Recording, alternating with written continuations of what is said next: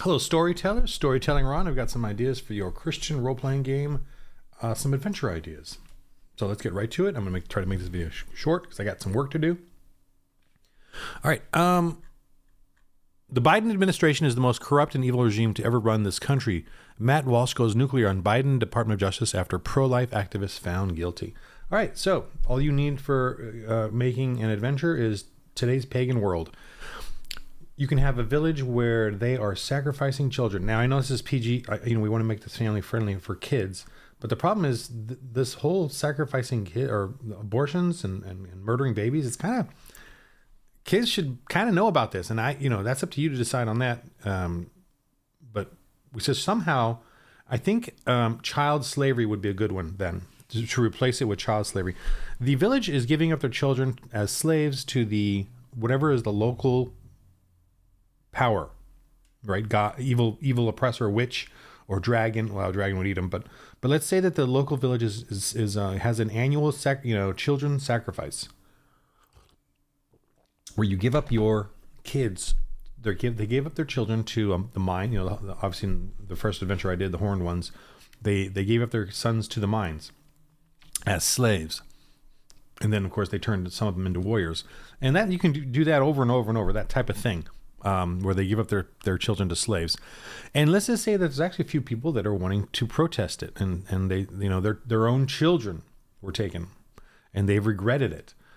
So you could do that. And the characters come into the village and discover that the mayor and the leader advisor, the witch or magician or whoever is the advisor, has gotten everyone to believe that giving up their children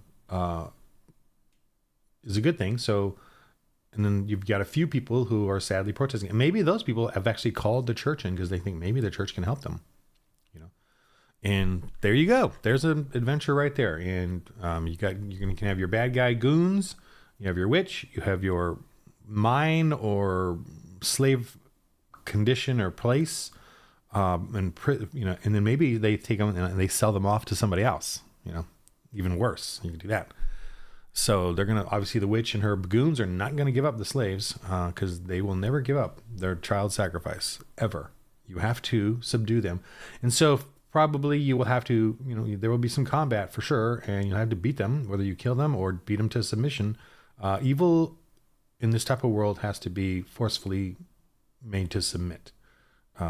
And in today's world as well. Now we do it through legislation and we're not through violence. We back then in a medieval time or whatever, you don't have a system in place, at least semi-honest system. And hopefully today it won't be that go too corrupt, but pretty corrupt. The Biden administration, Democrats, what they're doing. Peaceful protest. They actually have a federal law by Democrats that you cannot protest outside of an abortion clinic. Wow. Federal face it. You cannot block entrances to an abortion clinic. You can block people's traffic. Apparently, you can block people anywhere else, banks, hospitals, I don't know, wherever, schools, but not an abortion clinic. Anyway,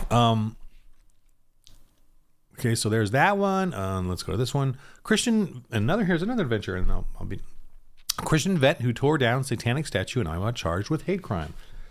So you should have an individual that they have to go help who's in prison, and or maybe he's ran away from a village where he tore down their evil statue. And you should sort of, if it's back in the Dark Ages, the pagans did not yet ally themselves with Satan, but it could be some other statue. It could be any god. It could be a local spirit because pagans make it up anyway. And by the way, Satan is not a religion. Satanism is not a religion. The Satanists and the humanists are going to pretend it is a legitimate religion. It is not a religion because it's created from Christianity and from the Bible. So it's not something they can, it's the evil thing of the Bible and of Christianity and Judaism. So it's for them to say it's a religion is absurd, and we should find it and rebuke it at every turn, and do exactly what this man did. He tore it down. We need to do that more now. As people, and I guess technically that's what I'm doing in the RPG culture. I am exposing and tearing down the pagan chokehold that there is on the RPG culture, and for the most part, we're unaware of it. We just accept it. And so that's what I'm doing. I'm trying to tear down that statue as much as I can through YouTube, and without being mean or brutal about it. I mean, physical about it. I'm not going to do that. But I'm going to try to expose it in the arena of ideas and free speech.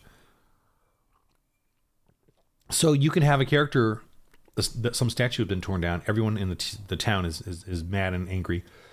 And maybe they go tell you as the Christians come in and say, "Hey, we had someone destroy our statue. We heard you guys help the village, so we want you to go and tell, and capture this person and kill them if you literally do that, where the villagers are telling you to go do something, the players, and then they go see the statue and it's some evil demon looking thing that yes, we worship. He provides for us. He protects us. So right there, man, you can decide what that statue represents. Does it represent a beast or creature or witch or sorcerer in the forest or somewhere else?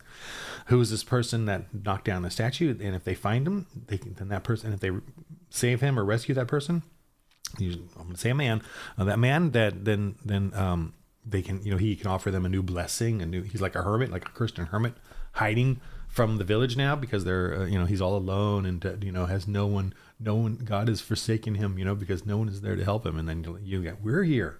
God, God called us here to help you. So, and he's getting a lot of help. I'm really appreciative that he's out loud. We're loud now. We have to rebuke. We have to, troll back. We're the best trollers. We are the best meme makers. They're a joke. And what they're doing, and it's very easy to fight back. It really is. It's joyful to fight back, and let's keep it up. All right. So these are some ideas to if you don't know. Here's the great thing about it: if you don't know what to do, as far as like doing a Christian role playing game, go to the news, go to Not to Be, and check out their headlines, and you will find something to do to correlate to a mission. In this joyful world where Jesus is king, we know the final victory, and we are not confused by anything. We have joy and love in our hearts, and we're doing something for the Lord, whatever it is. And if you love RPGs, which I do, and I know you love those type of games, I'm pointing to the books. That's okay. I get it, but it's time to for the Lord, do something for the Lord, and you can do it in the role playing game. And I'm gonna keep trying to make videos where I explain the game, and I'm working on it. And I got a Kickstarter; it just got approved, so I'm gonna work on that today, and kind of get everything finished off for that and get that started on Kickstarter. So please support that if you can. I'm really doing my best to try to get it finalized, a second edition, finishing all the good stuff in it. I'm gonna make some more videos about it. Okay, all right. So those are ideas. Just go to Babylon Not to Be, or I just like Not to Be. I like Gateway Pundit as far as even darker stuff, and then I just go from there as far as finding other information out there. All right. In the game for the Lord RPG, in the game of life, we need to look at all this stuff and roll holy dice.